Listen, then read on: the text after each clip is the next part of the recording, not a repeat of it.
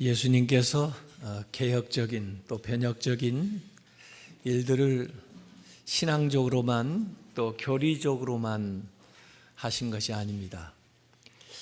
예수님의 그 운동은 사회를 변혁시키고 또 그 당시에 생각하고 있던 경제적인 관념조차도 바꿔놓는 그런 혁신적인 것이었습니다. 오늘 우리가 기념하는 종교개혁 500주년도 비단 종교의 문제만이 아닙니다. 물론 종교가 핵심적인 문제였지만 사회의 문제들은, 세상의 문제는 바로 거기에서 비롯되는 것이고, 종교가 제대로 역할을 하지 못하면 세상이 달라질 수가 없기 때문에 종교 개혁을 했을 때에는 그 중세에 암흑했던 그 사회가 새롭게 변혁되고 달라지는 그런 놀라운 역사가 수반될 수밖에 없었습니다. 그래서 오늘 예수님이 어떻게 이 사회를 개혁하셨나, 그 당시에 가지고 있었던 사회적인 편견들을 어떻게 바꾸셨나 하는 것을 오늘 이야기해 보려고 합니다. 오늘 읽었던 본문은 제자를 선택해서 그 제자들의 명단이 수록되어 있습니다. 아마 그 당시에 그 제자들은 예수님의 제자가 되는 것이 얼마나 영광스러운 건가 하는 것을 아마 잘 몰랐었겠죠. 처음에 선택받을 때는. 오늘날 세상에서 만약에 대단한 분에 또 어떤 기업에 들어간다고 하면은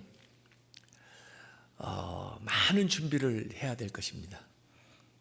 근데 오히려 예수님 이 기사에 보면은 제자들이 준비한 것보다 뽑는 예수님이 먼저 산에 가셔서 밤이 맞도록 기도를 하시면서 준비를 하셨습니다.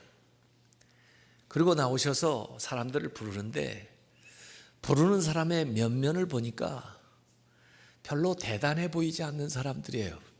스펙도 별로 좋지도 않고, 하는 일도 그렇고, 뭐 공부한 것도 그렇고, 출신 성분이나 모든 면에서 그냥 보통 이하의 사람들이에요. 그런데도 묻지도 따지지도 않고 그런 사람들을 데려다가 세상을 바꾸는, 정말 그들의 인생에 있어서도 너무나 놀라운 그런 인물들이 되고 말았습니다. 예수님께서 이미 오래전에 사람을 부르실 때 블라인드 면접하신 거죠. 그리고는 그들을 3년 동안 데리고 다니시면서 뭐 일을 시키기보다는 훈련을 시키는 거예요. 그들을 그러한 사람으로 만들어가는 거예요. 그래서 결국 그들을 통해서 예수님이 하신, 또 예수님이 하셔야 될 일들을 다 이루어 나아가는 것을 보게 됩니다. 베드로, 요한, 야고보는 어부 출신이었고, 마태는 세리 출신이었고, 또 그 밖에 이 열심당이라고 그 데모 주동하고 다니는 이런 사람들을 모아다가 하늘나라 이루는 위대한 일들을 하셨어요. 그래서 오늘날 우리가 젊은 사람들이 옛날보다 처지 형편이 다 좋아졌는데도 불구하고 자꾸 자신을 비관을 해요. 나는 흙수저다. 부모나 출신 성분이나 가진 거나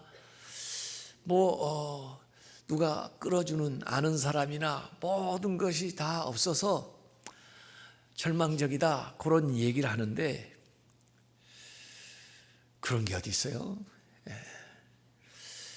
이전에 그런 거 없이도 우리 다 했고, 더구나 신앙 안에서 보면 예수님은 오히려 세상적으로 보면 부족하고 없고 연약한 사람들을 불러다가 대단한 일을 시켰거든요. 그래서 바울은 고린도전서 1장 26절부터 그런 고백을 했습니다. 너희를 부르신 걸 봐라 형제들아. 육체를 따라 지혜로운 자가 많지 않고 능한 자가 많지 않고 문벌 좋은 자가 많지 않다. 그러나 하나님께서 세상에 이 미련한 것들을 택하사 지혜 있는 자들을 부끄럽게 하시고 세상에 약한 것들을 택하사 강한 것들을 부끄럽게 하려 하시며 하나님께서 세상에 천한 것들과 멸시받는 것과 없는 것들을 택하사 있는 것들을 폐하려 하시나니 이는 아무 육체도 하나님 앞에서 자랑하지 못하게 하려 함이라. 하나님이 하시는 걸 보여주기 위해서, 하나님의 능력을 보여주시기 위해서 우리가 연약하고 부족하고 천하고 지혜가 없어도 하나님은 우리를 부르셔서 위대하게 만드신다는 거예요. 믿으시기 바랍니다. 그렇게 해서 예수님은 사람을 뽑아 쓰는 것이 달라요. 바리새인과 사두개인들은 그 당시에 아주 대단한 사람들이었는데, 바리새인은 자기들의 좋은 혈통을 자랑하고 또 자기들의 구별된, 그래서 바리새인이라는 말이 구별된, 분리되어 있는 사람이다 하는 뜻이에요. 종교적으로는 배타적이고 자기들은 엄격하게 율법을 준수한다고 생각하면서 다른 사람들을 무시하고 정죄하고 영적인 엘리트 의식을 가지고 있었던 사람들이 바리새인들이에요. 바리새인 된 걸 대단히 자랑스럽게 여겼습니다. 사두개인들은 현실적으로 세상에서 잘 나가던 사람들이에요. 재물도 많고 학식도 많고 지위도 있고 귀족 계급이에요. 그래서 그들은 세상에서 누리는 복을 구가하면서 다른 사람들을 멸시하던 사람들이에요. 그 부류에 들지 못해서 사람들은 아둥바둥하고 그들은 그 많은 사람 가운데 고르고 뽑아 한 사람을 택하는데, 그렇게 어렵게 뽑은 사람들을 자기들보다 더 못된 사람, 더 나쁜 사람을 만든다는 거예요. 예수님께서 마태복음 23장 15절에 화 있을진저 외식하는 서기관들과 바리새인들이여, 너희는 교인, 너희 소아의 사람 한 사람을 얻기 위해서 바다와 육지를 두루 다니다가 생기면은 너희보다 배나 더 지옥 자식이 되게 하는도다 라고 예수님이 얘기했습니다. 바리새인 사두개인들이 사람을 선택해서 쓰는 방식과 예수님이 사람을 불러서 쓰는 방식은 완전히 달랐다는 것입니다. 또 예수님의 그 출생 또 유년 시절을 거의 나사렛에서 보내시고 시골, 그리고 예수님의 사역 전체 거의가 갈릴리에서 진행이 됐는데, 갈릴리는 그 당시에 수도인 예루살렘과 비교해 보면은 못 배우고 못 가지고 억눌림 받는 소외된 하층민족 계층의 사람들이 많이 살고 있었던 것이 갈릴리예요. 그래서 소장농들, 주인들은 다 예루살렘에 있고, 종교적으로도 예루살렘에 가야만 혜택을 받을 수가 있고, 의료 혜택도 그렇고, 그래서 예수님이 하신 사역은 주로 3대 사역이 그들의 사회적인 경제적인 처지하고 맞물려 있어요. 그들은 치유받을 수가 없는, 아파도 고통당할 수밖에 없는 그들에게 예수님이 다가가셔서 그들의 병을 고쳐주셨고, 그들은 배울 수가 없는 그런 처지에 놓여있는 그들에게 다가가셔서 예수님이 가르쳐 주셨고, 또 혜택을 받을 수 없는 종교적인 혜택 예수님께서 그에게 설교하셨고, 그래서 전부 그들이 얻을 수 없었던 어려운 상황에 있는 그 처지에 예수님이 찾아가셔서 무지에서 그들을 해방해 주시고, 죄에서 설교를 통해서 해방해 주시고, 그 다음에 질병에서부터 치유하심으로 해방해 주는 역사를 일어나가는 거예요. 그래서 개인의 질병뿐만 아니라 사회의 문제조차도 진단하고 치유하는 사역을 예수님께서 계속해 나가십니다. 또 그 당시에 사회의 특권층들은 자꾸 다른 사람을 배제하고 자기들만의 모임, 자기들만의 어떤 지위를 누리기 위해서 폐쇄적인 생활을 했어요. 그런데 반해서 예수님은 계속해서 모든 사람을 위해 열린 개방적인 그런 사역 삶을 살아가십니다. 특별히 음식을 놓고 그 당시에는 층하를 구별을 했어요. 음식을 누구하고 먹느냐, 어느 곳에서 먹느냐, 무엇을 먹느냐를 가지고 사람을 구별을 했습니다. 그래서 로마 시대에는 사람이 앉는 자리, 먹는 음식에 따라서 신분을 철저하게 구분하면서 이 식사가 단순히 영양을 공급하는 것뿐이 아니라 사회적인 기능까지 그런 차별적인 기능을 했는데 예수님은 그걸 철폐하셨어요. 하늘나라 잔치에도 대단한 사람들 초청했지만 그들이 오지 않으니까 가난한 자, 몸이 불편한 자, 저는 자, 맹인들 길가에 가서 아무든지 데려다가 자리를 채우라고 개방된 식탁에 대한 이야기를 하셔요. 그래서 그 당시 그리스 로마 사회는 수직적이고 차별적이고 폐쇄적인, 그래서 계급과 성과 지위와 연령의 구분을 철저히 나눴던 것을 예수님은 수평적이고 평등적이고 개방된 식탁, 밥상 공동체, 더불어 함께 먹는 그런 일들을 수행하시면서 그 당시의 사회적인 어떤 구분이나 위계 질서, 이런 모든 문화에 도전하셨습니다. 거기 때문에 예수님이 많은 공격을 받았어요. 바리새인들은 그 당시에 이제 정치적으로 소외되어 있으니까 오히려 그들은 자기들의 문화, 또 자기들의 종교의 전통을 고수함으로써 그들과 차별성을 보이려고 그런 전통에 더욱 집착하는 경향이 바리새인들이 더 있었는데 이들과 예수님이 충돌하는 거예요. 그래서 예수님을 이 바리새인들은 왜 죄인들하고 식사를 하느냐, 세리와 죄인들의 친구다라고 예수님을 같이 몰아가지고 비난을 했습니다. 그 당시에 죄인이라고 얘기하면 요아킴 예레미야스 그 성서신학자가 이 얘기할 때 두 가지 의미가 있다고 그랬습니다. 하나는 실제로 죄를 지어서 죄인이 된 경우가 있고, 또 하나는 그 당시에 천한 직업에 종사하는 사람들, 그래서 율법을 지킬 수 없는 처지에 있는 병자나 그런 직업에 속한 사람들을 다 죄인으로 분류를 했습니다. 어찌 보면은 사회적으로 하층에 속하거나 또 어려움에 처한 사람들이죠. 이를테면 가죽을 만드는 사람, 백정, 또 율법의 요구를 지키지 못하는 어떤 병에 들린 사람들, 가난한 사람들, 심지어 목동들, 어부들, 창기들, 세리들, 이 모두를 그냥 도매금으로 죄인이라고, 예수님이 그들과 같이 시간을 보내고 그들과 같이 대화를 나누고 식사를 하는 것을 같이 정죄를 한 거예요. 그래서 누가복음 15장 그 유명한 세 가지 잃은 것에 대한 비유를 하게 된 것도 그런 분위기에서 나온 겁니다. 누가복음 15장 1, 2절에 보니까 모든 세리와 죄인들이 예수님에게 말씀을 들으려고 가까이 나오니까 바리새인과 서기관들이 수군거려 이르되 이 사람이 죄인을 영접하고, 아까 말한 부류에 실제 죄를 지은 사람이지만 그 밖에 이 직업 또는 율법의 요구를 이루지 못하는 그런 사람들을 영접하고 음식을 같이 먹는다라고 비난을 했습니다. 그때 예수님께서 세 가지 비유를 얘기하신 거예요.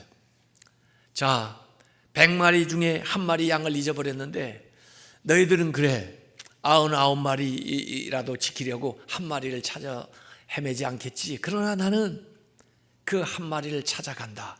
그것이 하나님의 마음이다 얘기를 해요. 10개의 드라크마 중에서 하나의 드라크마 동전을 잊어버렸을 때 하찮을 거 없다 이렇게 생각하고 그냥 무시하고 지나겠지. 그러나 나는 그 한 드라크마를 찾을 때까지 신종일 찾는 그 여인의 심정, 바로 그 마음이 하나님의 마음이다.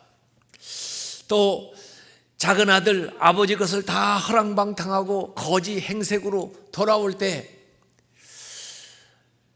그 살진 송아지를 잡는 그 아버지의 마음이 내 마음이고 그게 하나님의 마음이다. 너희들은 형처럼 얘기하겠지. 그 당시에 그 사회상 그들의 생각과 예수님의 생각이 얼마나 다른가 하는 것을 이 비유를 통해서 보여주시는 거예요. 왜 다를까요? 바리새인들은 모든 일에 있어서 자기가 중심이에요. 그들에게 있어서 제일 중요한 한 글자는 나예요. 나. 그들에게 있어서 그 다음에 중요한 두 글자는 또 나예요. 그 다음에 또 중요한 말은 역시 나예요. 그래도 나예요. 그러므로 나예요. 그럼에도 불구하고 나예요. 모든 것이 자기 중심이에요. 근데 예수님은 다른 사람 중심이에요. 잃어버린 양의 입장에서 생각하는 거예요. 잃어버려진 그 아들의 입장에서 생각하는 거예요. 그들이 자격도 없고 그들에게 과분하고 또 다른 사람이 볼 때 불공평해 보이지만 그에게 사랑을 베푸는 것이 하나님의 마음이고 예수님이 이 세상에서 오셔서 하신 일이에요. 그래서 마가복음 2장 17절에 그들에게 말씀하셨습니다. 내가 이 건강한 자에게는 의사가 쓸데없고 병든 자에게 쓸데있다. 나는 의인을 부르러 온 것이 아니고 죄인을 부르러 왔노라. 이렇게 말씀하셨어요. 의사의 직이 좀 아이러니해요. 의사가 병자를 위해서 있는 거죠. 이 병을 치료해 주는 사람이지만 병자가 없으면 의사가 존재하겠어요? 세상의 병이 다 고쳐지면 의사가 더 이상 필요 없겠죠. 이 세상에 다 의로운 사람들이 있으면 예수님이 왜 오셔야 돼요? 죄인이 있기 때문에 그 죄인을 구원하기 위해서 예수님이 오셨기 때문에 그 죄인을 찾아가는 것은 당연하죠. 그들에게 관심 갖는 것은 당연하죠. 그걸 놓고 예수님에게 계속 정죄하고 비난을 해요. 그러면 세상이 바뀌겠습니까?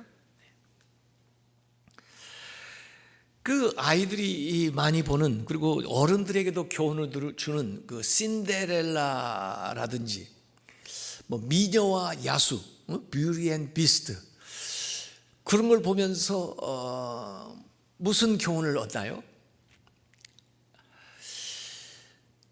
거기서 이 얘기하려고는 한 가지 교훈은, 사랑스럽기 위해서는 먼저 사랑을 받아야 된다 하는 얘기예요. 사랑받아야만 사랑스러운 존재가 된다는 거예요. 근데 사실 그 비스트, 야수를 사랑할 수 있는 사람이 없어요. 사랑받아야 사랑스러운 존재로 변화될 텐데 그를 보고 먼저 사랑해 줄 사람이 없어요. 그렇기 때문에 그 상황이 달라지지 않는 겁니다. 그러나 주님께서 오셔서 먼저 우리를 사랑해 주심으로써 우리의 삶이 변한 거예요. 사랑스러운 사람으로, 사랑받을 만한 사람이 그 후에 되는 겁니다. 그게 신데렐라 스토리가 우리에게 주는 교훈이에요. 교회학교 아이들한테 물어봤어요. 하나님께 용서받기 전에 뭘 해야 되니? 여러분 같으면 회개해야 돼요 그랬지만 애들은요, 죄를 져야 돼요. 죄인이기 때문에 예수님이 필요한 거예요, 우리가요. 그래서 예수님은 그 세리 마태, 죄인이라고 낙인 찍어준 그 사람을 일부러 찾아가셔서 그를 제자로 부르시는 거예요. 그런 예수님을 위해서 잔치를 베푸셨는데 예수님이 그 자리를 거부하지 않고, 그 자리에는 동료 세리들, 평소에 올리던 창기들이 모였을 텐데 예수님이 그 자리에 가요. 그것 때문에 예수님은 많은 사람에게 비난을 받았음에도 불구하고 아마 거기에 용기를 얻어서 여리고의 세리장이었던 삭개오도 예수를 만나러 오고 그 다음에 예수님을 자기 집에 초대하는데, 예수님이 그 집을 가니까 사람들이 얘기하기를 저가 죄인의 집에 유하러 들어가는도다 하는데, 그 집에 들어가서 그 사람이 주님을 모실 뿐만 아니라 그의 삶 자체가 완전히 변화되는 역사가 일어나는 겁니다. 예수님은 세상을 이렇게 다르게 사셨어요. 이 유대인들은요, 많은 서로 자기들끼리도 이렇게 차별을 했습니다. 신분적으로 차별할 뿐만 아니라 또 더 나아가 이방인들을 차별했어요. 그래도 자기하고 좀 가까워야 될 사마리아 사람들을 그렇게 멸시를 했어요. 또 남자들은 여성을 멸시하고 아이들을 차별을 했어요. 그런데 이 사회의 모든 차별을 예수님께서 철폐하시는 거예요. 예수님은 일부러 사마리아 사람을, 예수님이 그 이야기를 할 때 누가 우리의 이웃입니까 할 때 좋은 일을 한 사람으로서 대제사장을 내세우지 않고 레위인을 내세우지 않고 그들이 차별하는 사마리아 사람을 내세워요. 그래서 사마리아 사람이 선행을 한 것으로 그들에게 얘기를 해요. 지금도 사마리아에 가보면요, 예수님이 그 사마리아 사람을 착한 굿 사마리탄이라고 얘기했다는 것을 굉장히 자랑스럽게 여기면서 사람들에게 자랑을 해요. 그들이요, 누가 이 강도 만난 사람의 이웃이겠느냐 그러면서 너희들도 그 선한 사마리아인처럼 이와 같이 하라. 어려움 공경당한 사람에게 너희들이 찾아가서 이웃이 되어주라. 그러면서 사마리아 사람들을 본받아야 할 사람으로 예수님께서 여기 얘기를 해줘요. 그래서 인종과 지역의 이기주의를 뛰어넘어서 공동체 의식을 가지고 확장된 이웃의 개념을 가지고 살아가라고 얘기하는 거죠. 또 예수님께서 백부장의 믿음, 로마 사람의 그 믿음을 칭찬해 주시면서 이스라엘 중에 아무도 내가 이만한 믿음을 보지 못하였노라, 아주 그 칭찬을 하셨어요. 또 요한복음 4장에 보면은 일부러 유대 사람들은 사마리아 지역을 피해가지고 우회로를 가는데 사마리아로 통행하여야 하겠는지라 작정을 하고 사마리아 지역에 옵니다. 왜? 사마리아 여인을 만나고 사마리아 사람들을 전도하기 위해서.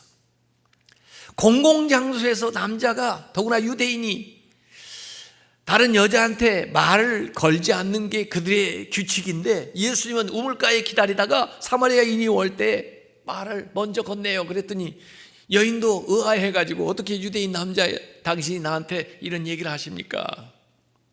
나중에 제자들도 이 사마리아 여인과 예수님이 만난 것을 의아하게 여겨요.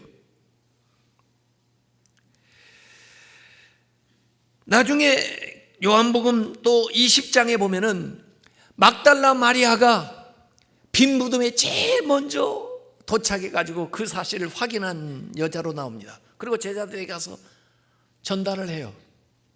제자들이 와서 확인을 했는데 빈 무덤은, 다시 집으로 돌아가니까 그 여인이 거기 그 현장을 지키고 있다가 부활하신 예수님을 만나게 돼요. 부활의 첫 증인이 됩니다. 그리고는 다시 제자들에게 가서 예수님이 부활했다고 증거를 하는, 그 당시 그 여자들을 그렇게 대우하지 않는 그 시대에 예수님께서는, 하나님께서는 이 여인을 이상적인 제자의 모습으로 드러내는 거예요. 아직 부족한 제자들에게 이 여인같이 되라고 가르쳐 주는 거죠. 혈류병에 참 부정탄다고 공공장소에 나타날 수도 없는 그 여인이 예수님의 옷자락을 잡았을 때도 따라 안심하다, 너의 믿음이 너를 구원하였도다. 간음하다가 현장에서 잡혀온 여인에게도 새로운 삶의 기회를 주셔요. 옥합을 깨뜨린 여인을 칭찬을 해주세요. 장녀들도 새로 살아갈 수 있는 기회를 예수님께서 주시는 거예요. 그 당시에 2000년 전에 지금 세계관에 보면은 혁명적인 행동을 예수님께서 하십니다. 그 당시에 아이들은 숫자에 세지도 않았어요. 그래서 예수님의 제자들조차도 그 어머니 부모님들이 예수님의 그 축복기도 안수기도를 받으려고 데리고 오는 것을 꾸짖으면서 왜 아이까지 데려와가지고 그러냐고 그러는데, 예수님께서 마가복음 10장 14절에서 16절에 보면 오히려 제자들에게 노하시면서 어린 아이들이 내게 오는 것을 용납하고 금하지 마라. 하나님 나라가 이런 자의 것이라. 내가 진실로 너희에게 이르노니 누구든지 하나님 나라를 어린아이와 같이 받들지 않는 자는 결단코 그곳에 들어가지 못하리라 하시면서 그 어린아이들을 안고 그들 위해 안수하시면서 축복하셨다고 그랬습니다. 어른들에게 오히려 아이에게 배우라고 그래요. 그리고 오병이어의 이적을 일으킬 때도 사람 숫자에 세하리지도 않았던 그 아이의 그 가져온 그 물건, 그 양식, 그걸 통해서 5,000명, 10,000명을 먹여주시는 거예요. 그건 뭘 의미하는 거예요? 이 아이의 가능성, 이 아이를 통해서 하실 하나님의 위대한 일을 보라고 사람들에게 가르쳐 주는 거죠. 요사이에 좀 기독교 교회에 아주 센세이션을 일으키는 사건이 하나 발생을 했습니다.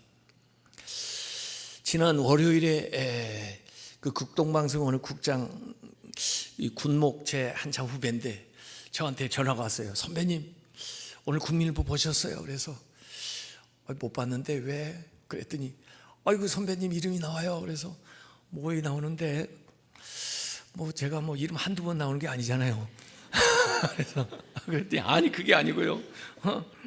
이종훈 교수 아세요? 울산대학교. 그래서 이종훈 교수 글쎄 처음 들어보는데 그랬더니 아유 요새 유튜브나 동영상 이분 강의가 얼마나 사람들에게 센세이션을 일으키는데 선배님만 그거 모르겠어요. 그래서 왜 무슨 일 하는 분인데 그랬더니 아이 자기하고 군종 같이 했대요. 이분은 군 법사. 그래서 이 군대에서 법당도 많이 세우고 이제 이런 일을 하고 법사 일을 하던 분이 그 다음에 이제 세상에 나와가지고는 그 다음에 전문적으로 뭘 하느냐면 기독교를 무너뜨리는 일을 하는 겁니다. 그래서 이 사람의 별명이 기독교 저격수예요. 종자연을 만든 사람입니다. 종교 자유 무슨 연구위원회 이런 걸 만들어가지고 그 다음에 사실은 기독교가 편향하는 거 하나도 없습니다. 기독교가 오히려 세상에 봉사하고 섬기지. 나라에서 기독교에 뭐 예산 지원해 준 게 어디 있습니까? 우리가 사회사업 제일 많이 하지만 돈 제일 많이 받는 데는 불교입니다. 예. 그런데도 불구하고 이런 걸 법적으로 인권에 대한 문제로 계속 걸어가지고 대광고등학교에서 채플에 참여하지 않는 참여할 수 없게 만드는 이런 일도 주도하고요. 모든 공공기관에서 기도하는 것이나 또 이 기독교 정신으로 세운 학교에서 채플이나 이런 것들을 계속 법제화해서 막는 일들을 기획하고 실행하는 아주 브레인 역할을 하는 사람이 이 이종훈이라는 사람이에요. 그랬는데 계속 안티 기독교 일들을 하고 그랬는데 이 사람이 어느 날 절에서 있다가 뭐 좀 골치도 아프고 그렇게 해서 이제 집에 좀 쉴 겸 해가지고 내려오는데 쉴 때는 이제 자료 수집을 하는 겁니다. 기독교를 반박하고 공격할 자료를. 그래가지고 이제 설교도 듣는 거예요. 가지고 그 설교에서 공격할 포인트를 찾는데 그 2007년 어느 날 그 공격할 포인트를 찾기 위해서 CTS 설교 방송을 듣다가 여기 제 이름이 나옵니다. 중앙성결교회 한기채 목사 설교를 듣는데 보통 자기가 설교를 들으면 목사 얘기를 들으면 쇼하고 있네, 니나 잘하세요. 그래서 그날도 쇼하고 있네, 니나 잘하세요 하려고 하는데 혀가 말리면서 꼬부라지면서 자기 표현으로 번개 맞은 것처럼 정수리부터 발끝까지 강력한 전류가 흘러내리면서 그대로 자기가 꼬꾸라졌답니다. 그 자리에서 저는 죽은 줄 알았습니다. 인터뷰에 희한하게도 내가 그 순간에 죄인이라는 사실이 몸 구석구석 세포까지 느껴지기 시작했습니다.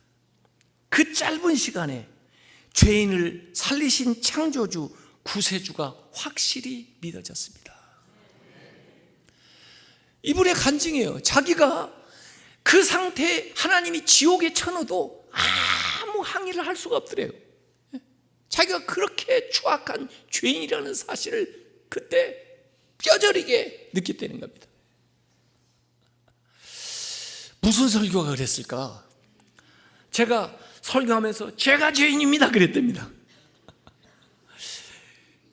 자기가 죄인이라는 걸 고백할 때 은혜를 받나 봐요. 제가 놀랐어요. 아, 법사들도 설교를 듣는구나. 난 교인들만 설교를 듣는 줄 알았어요. 공격할 걸 찾교에서도 설교를 듣는구나.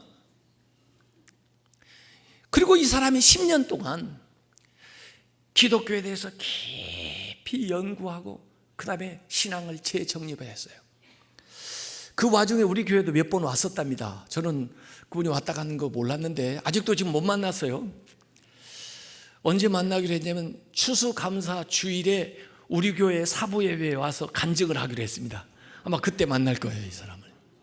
근데 요새 이분의 간증이 정말 센세이션을 일으키고 있어요. 왜? 불교 골수였고 안티 기독교의 선봉에 서 있었기 때문에 그들이 기독교를 어떻게 무너뜨리려고 했었던가, 자기가 어떻게 무너뜨렸는가 하는 얘기를 하기 때문에 아, 우리가 이런 데에 속았었구나, 이런 데에 우리가 말려들었었구나 하는 것을 알게 되는 거예요. 지금요, 이분은 지금 목숨 내놓고 하는 겁니다. 예. 이전에 함께 했던 사람들이 얼마나 배신자라고 그러고 얼마나 이 사람을 죽이려고 그러겠어요.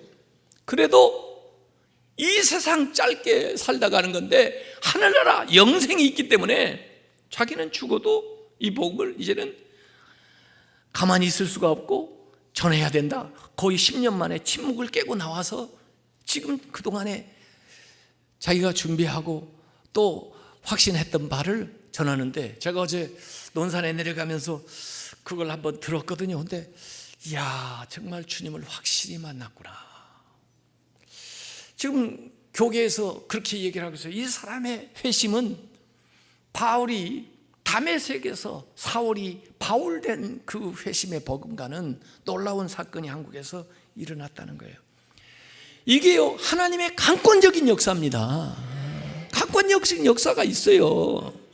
우리가 하는 겁니다. 이게 우리를 쓰셔서 하나님이 하시는 일들입니다. 이게 하나님은요, 당나귀를 통해서도 역사 말할 수도 있고요, 돌들을 통해서도 역사할 수 있어요. 예수님은 그동안 그들이 가지고 있었던 인습을 타파해요. 고정관념을 깨버립니다.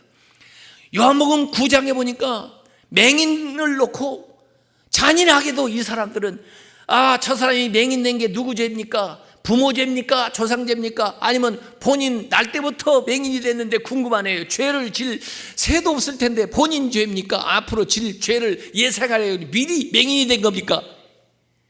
그게 할 소리입니까?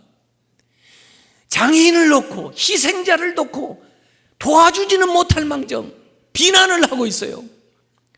그렇게 비난하면 자기가 안 도와주는 거 합리화시킬 수 있어서 자기는 그보다 우월하다는 것을 드러낼 수 있어서 그런지 모르겠지만은 예수님께서는 아니다.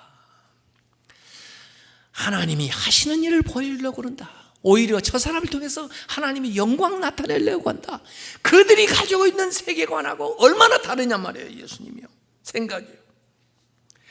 그들은 부정 탄다고 이 한센시병 걸린 사람 접근도 못하겠는데 예수님은 그들 가서 만지시고 고쳐주시고, 그 가운데 또 사마리아 사람 한 사람은 가다가 돌아와서 예수님 앞에 감사하고, 혈류증에 걸린 여인도 부정 탄다고 돌에 맞을 텐데 예수님께서 그 여인에게 내 따라 하고 안심하라고 고쳐주시고, 귀신 들린 자 고쳐서 사회로 복귀시켜주고, 예수님은 권위주의를 타파하셨어요.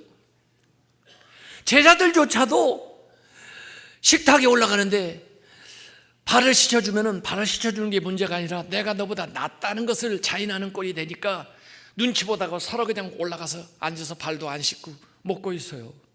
그래서 예수님이 수건과 대야를 가져다가 제자들의 발을 씻겨줍니다. 아마 요한이 베드로를 씻겼으면 베드로가 그래, 나를 알아보는구나 이 녀석아 그럴 텐데, 예수님이 씻겨주니까 아유, 예수님은 어떻게 저를, 절대 안 됩니다.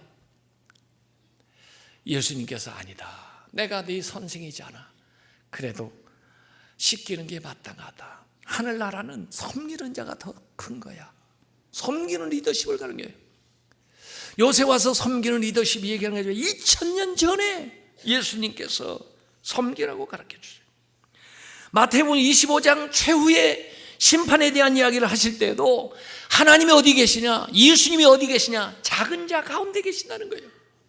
가난한 자, 목마른 자, 갇힌 자, 나그네, 병자를 돕는 것이 바로 예수님을 돕는 것이고 그 안에 계신 하나님을 섬기는 거라는 거예요.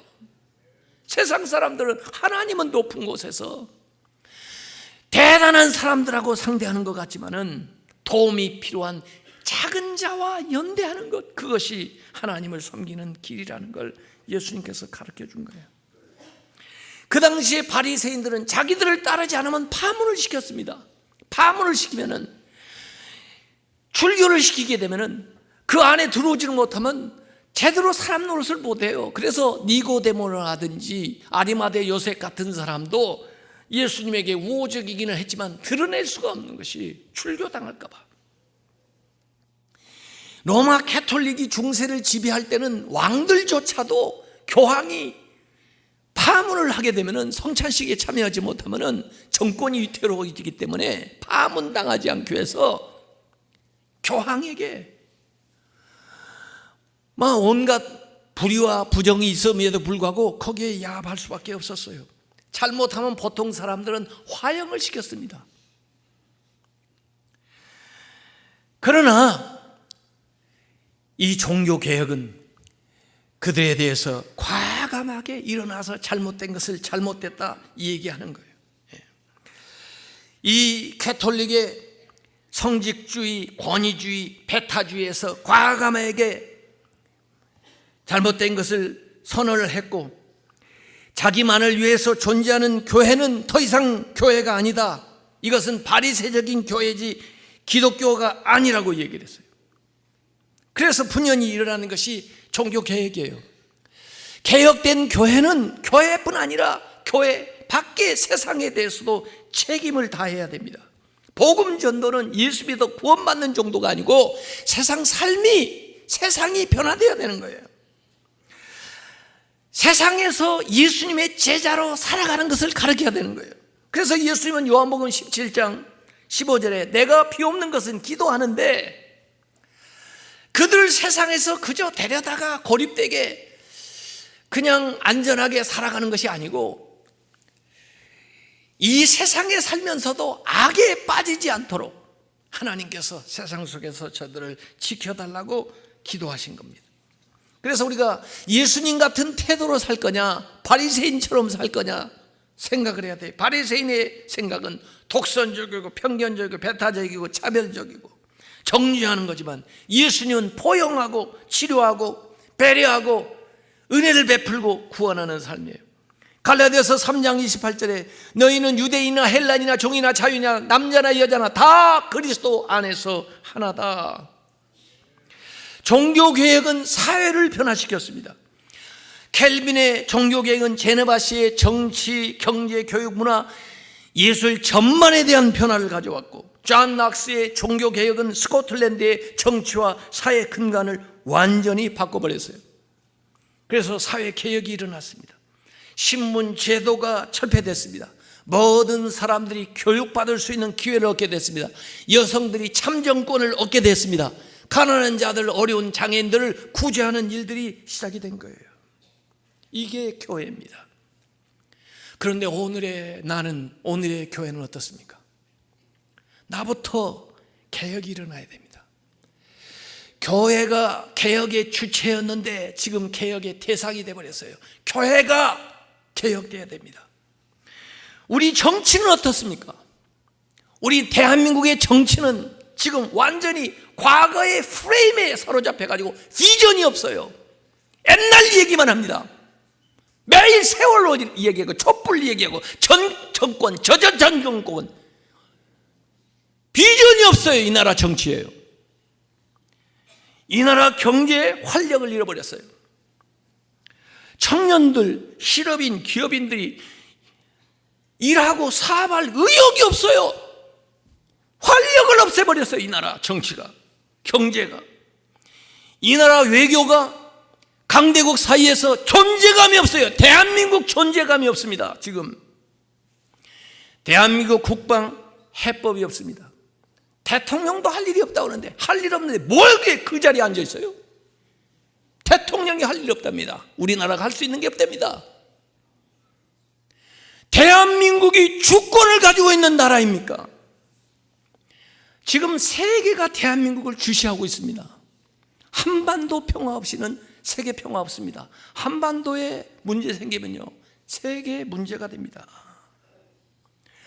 전쟁이 없다고 평화입니까? 성경은 절대 그렇게 얘기하지 않습니다. 예레미야서 8장 11절에 그들이 내 백성의 상처를 가볍게 여기면서, 내 백성은 우리 한국에 사는 사람도 있을 수 있고 북한에 있는 사람도 있을 수 있습니다. 그들의 상처는 가볍게 여기면서 말로 평강하다 평강하다 하나 실상은 평강이 없습니다. 평화가 없습니다.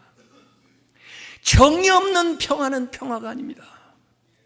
이 땅에 정의가 있습니까? 저 북한에 정의가 있습니까? 정의 없는 평화는 평화가 아닙니다. 통일 없는 평화도 평화가 아닙니다. 이 나라의 분단 혈실이 대한민국의 원죄예요. 이거 해결함이 없이는 평화 있을 수가 없습니다. 힘의 균형만으로 유지되는 평화는 평화가 아닙니다. 군대를 모집하고 무기를 더 최첨단해가지고 핵으로 막는, 힘의 균형은 언제든지 깨지는데 지금 힘의 균형이 흐트러지니까 불안해하는데, 힘의 균형 가지고 유지되는 평화는 진정한 평화가 아닙니다. 우리는 평화를 바라는데 평화를 어떻게 해야 이룹니까? 지금 현재 북한의 악한 3대 세습 김정은 정권으로 인권과 자유가 말살되고 생존 공간이 박탈되는 이런 현실을 두고 있으면서도 그 죄악성을 묵과하고 그 각종 탄압에 대해서도 침묵하고 체제 보장을 약속하는 것은 부정의입니다. 거기에서 우리 정부가 얘기하지 않는 것은 부정의입니다. 반드시 얘기해야 됩니다. 포항 묻어간 김정은 정권의 추출 없이는 한반도에 평화 없습니다. 김정은의 손에서 핵무기와 미사일을 제거하지 않고는 평화가 없습니다. 미국의 트럼프도, 문재인 정부도 평화를 가져올 수가 없습니다. 그렇기 때문에 우리가 모여서 기도해야 됩니다. 하나님 아니고서는 이 나라에 살 길이 없어요. 독일에서도 누가 그렇게 갑작스럽게 통일이 이루어질 줄 알았어요? 다행히 동독의 크리스찬들이 있어서 그들이 기도회를 성 니콜라스 교회에서 월요일마다 모여서 기도하기 시작했습니다. 기도하는 사람들이 더 모이기 시작을 했습니다. 제어할 수 없을 만큼 많은 사람들이 모였습니다. 그리고 그들이 베를린 장벽에 가서 장벽을 무너뜨려 버렸습니다. 그리고 독일이 통일이 됐어요. 우리는 지금 진퇴양난의 위기에 처해 있습니다. 뒤에서는 애국 군대가 쳐들어오고 앞에는 홍해 바다에 가로막혀 있습니다. 우리가 어떻게 해야 됩니까? 하늘로 솟아야 됩니까? 땅으로 꺼져야 됩니까? 하나님 앞에 부르짖어 기도할 때 그들이 생각지도 못하고 상상지도 못하고 보지도 못했던 새 역사가 일어났는데 홍해가 갈라져 버린 겁니다. 누가 홍해가 갈라질 것을 상상이나 했겠어요? 마른 땅처럼 그 홍해를 건너갔습니다. 우리는 기도해야 됩니다. 저 악한 북한 정권이 무너지고 교체되도록 기도해야 됩니다. 하나님의 손으로 이 땅에 통일을 이루도록, 우리의 주권적인 나라를, 통일 한국을 이루도록 기도해야 됩니다. 이 일을 위해서 우리가 기도할 때마다 최우선으로 나라와 민족을 위해서 기도하고, 불안해하는지 우왕좌왕하느니 하나님 앞에 간절한 마음으로, 하나님 이번 기회에 한국교회를 살려주세요. 믿는 자들을 제대로 변화시켜 주세요. 이 나라의 민족이 바른 길로 나아갈 수 있도록 위정자들을 지도하여 주세요. 저 북한 정권이 속히 붕괴되게 해주세요. 남북통일이 주의 손으로 이루어지게 해주세요. 기도해야 됩니다. 핵으로 안 됩니다. 군대로 안 됩니다. 하나님 앞에 모여서 우리가 기도할 때 우리를 변화시킨 하나님께서 이 땅을 변화시켜 주실 줄로 믿습니다.